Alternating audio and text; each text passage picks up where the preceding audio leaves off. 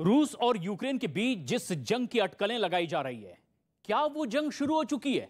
क्योंकि पूर्वी यूक्रेन की जो हकीकत और ये तस्वीरें दुनिया के सामने आ रही है, उन्हें देखकर तो यही लगता है कि जंग तो शुरू हो चुकी है। बस इस जंग के ऐलान की सिर्फ औपचारिकता बाकी है।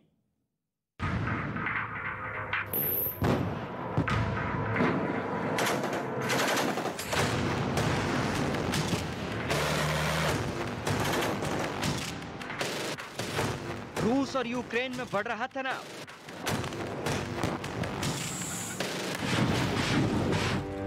पूर्वी यूक्रेन में हालात हुए खराब।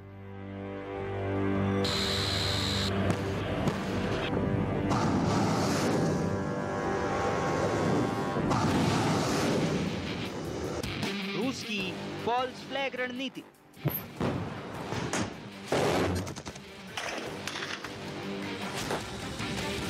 दुनिया जिस महाविनाश के महायुद्ध की आशंका से डर रही थी, अब उस महायुद्ध की तस्वीर धीरे धीरे साफ होती जा रही है। यूक्रेन के पूर्वी हिस्से में रूस समर्थित अलगाववादियों और यूक्रेन की सेना के बीच गोलीबारी जारी है। ये लगातार दूसरा दिन जब दोनों पक्ष एक दूसरे के ठिकानों को निशाना बनाकर गोलीबारी कर रहे हैं। दुनिया का मानना है कि रूस और यूक्रेन के बीच जंग की शुरुआत हो चुकी है।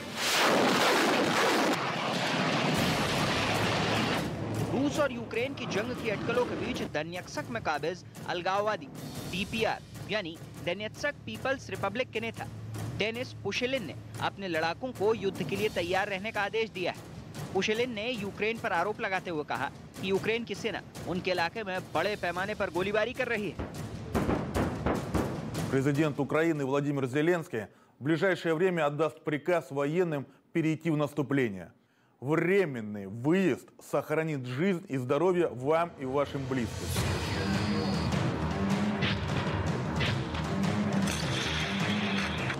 रूस का दावा है कि पूर्वी यूक्रेन के दो प्रांतों दोनेत्स्क और लुहांस्क में यूक्रेन की फौज बम और मोर्टार से विद्रोहियों पर हमला कर रही है, जबकि यूक्रेन का कहना है कि रूस विद्रोहियों का इस्तेमाल कर यूक्रेन पर हमला कर रहा है और यूक्रेन को जानबूझकर जंग के लिए उकसा रहा है।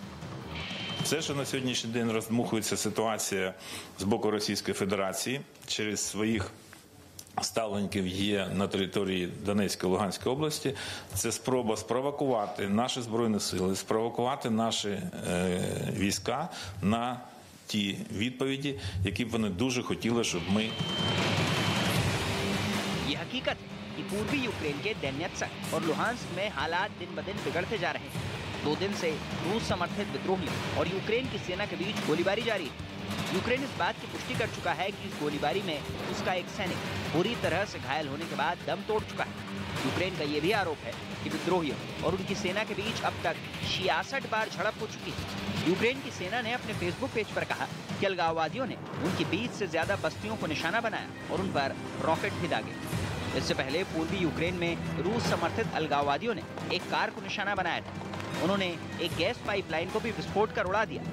दुनिया इन दोनों ब्लास्ट को रूस और यूक्रेन के बीच होने वाली जंग के ट्रेलर के तौर पर देख रही है। यूक्रेन ने इन हमलों के लिए रूस को जिम्मेदार ठहराया है और रूस इसे यूक्रेन की साजिश करार दे रहा है।